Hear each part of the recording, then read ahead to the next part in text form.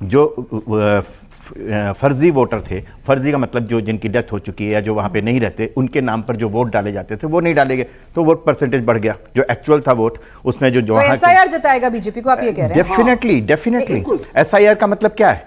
आप यहां पे लोग कहते हैं कि अगर एक आदमी भी है उसको, अगर वो यहां का नागरिक है, उसको वोट देने का अधिकार नहीं मिला तो ये गलत है लोकतंत्र। मैं ये कहता हूं कि अगर एक आदमी नहीं पड़ा और उसकी वजह से जीते, एक आदमी भी, एक पिनाज, मैं अपनी बात नहीं, पर मैं मथुआ वोट पे आना चाह रही थी, मैं उसी पे आ रहा हूं। मैं दूसरी बात ये कि अगर एक आदमी भी ऐसा है यहां पर जो यहां का भारत का नागरिक नहीं है और भारत के लोकतंत्र में अपना हिस्सा वोट देता है, तो भारत की राजनीति में ये निश्चित रूप से हस्तक्षेप है उसका, और किसी विदेशी का हस्तक्षेप नहीं चाहिए। पार्टियों ने भरपूर उठाया। मैं अभी आपसे, क्योंकि आप राजनीतिक विश्लेषक हैं, मैं डेटा की बात कर रही हूं। मुझे 18 को भाई बीजेपी कह रही है मेरे 110 आएंगे, जरूरी नहीं है ना कि जितना वो बोले उतने ही आ जाएं। लेट्स अज्यूम उनकी बेस्ट पॉसिबल सिनेरियो में उनके 100 आ गए।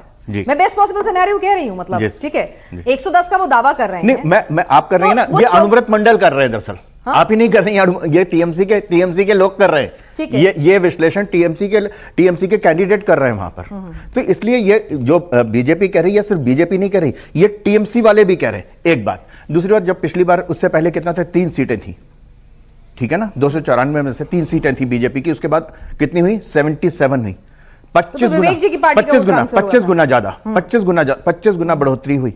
तो आपको लगता है कि 25 गुना बढ़ोतरी हुई, क्या अभी दुगनी नहीं हो सकती? क्या सिर्फ 77 की दुगनी नहीं हो सकती क्या? सर 25 गुना की जो बढ़ोतरी थी ना, उसका 75% फर्स्ट फेज की सीटों से आया था।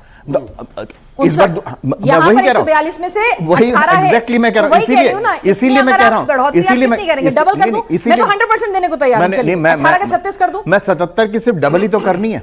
77 की डबल, अगर वहां से आप 110 लेके आ रहे हैं, मैं सिंपल से कह रही हूं 110 आप कह रहे हैं, तो यहां से कितनी चाहिए? 35 तो चाहिए। अच्छा 40 तो चाहिए सिर्फ।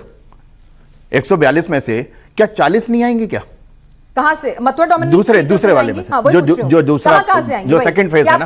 अब आपने मथुरा का उठाया। पहली बात यह कि ये तो बात मानती है कि मथुरा का एन ब्लॉक जो है, जो लोग वहां से बांग्लादेश से 1971 या उसके पहले आए, वहां पर उनको नागरिकता नहीं मिली, लेकिन उनका जो सेंटिमेंट है, वो जो पूरा समुदाय है, वो पूरा समुदाय जो है वो बीजेपी के साथ है। पूरी जो दलित सीटें हैं, जितनी भी हैं, एससी वाली सीटें जो हैं, वो ज्यादातर वहां पर बीजेपी जीती है। तो एक वो समुदाय जो है, एक वो पूरा जो दलितों का है या मथुरा समुदाय है, उसका सेंटिमेंट्स जो हैं वो बीजेपी के साथ हैं। वो टीएमसी के साथ नहीं जोड़ सकती अपने आप को, किसी भी हालत में नहीं जोड़ सकती।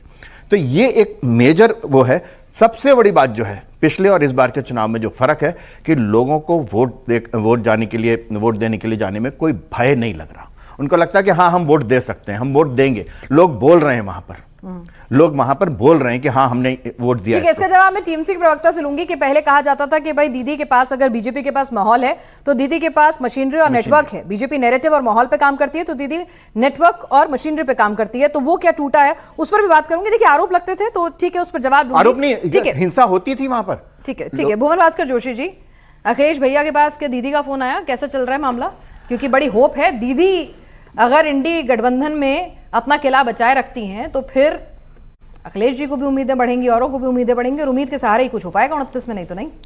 पिनाज जी, पूरा देश इस चुनाव को देख पा रहा है, और इसलिए देख पा रहा है कि जो लोग नारी वंदन की बड़ी बड़ी बातें कर रहे थे, एक नारी को हराने के लिए एजेंसी से लेकर चुनाव आयोग तक भारतीय जनता पार्टी के मुख्यमंत्री, कैबिनेट मंत्री, एमएलए, एमपी पूरे एक नारी को हराने के लिए एकत्र हुए हैं। एक संयुक्त रूप से लड़ने की कोशिश करी जा रही है। लेकिन मैं कहना चाहता हूं, जो बंगाल की जो दीदी है, जिसकी वजह से आज हम देख पाते हैं कि कितनी सारी सांसदें, हमारी महिलाएं, हमारी बहनें, हमारी बेटियां आज संसद में माननीय ममता जी के नेतृत्व में संसद में गरजने का काम कर रही है। शेरनिया बंगाल की ये देख पाते हैं कि विधानसभा में गरजने का काम कर रही है, कितने टिकट देने का वो काम कर रही है। और ये भारतीय जनता पार्टी बताए नारी वंदन की बातें सूखी सूखी करने से होगा, या बंगाल में उनको कितना टिकट देने का आपने काम करा है? निश्चित तौर पे मैं आपसे कहना चाहता हूं, एक नारी सब पर भारी, और उनका नाम है आदरणीय ममता जी।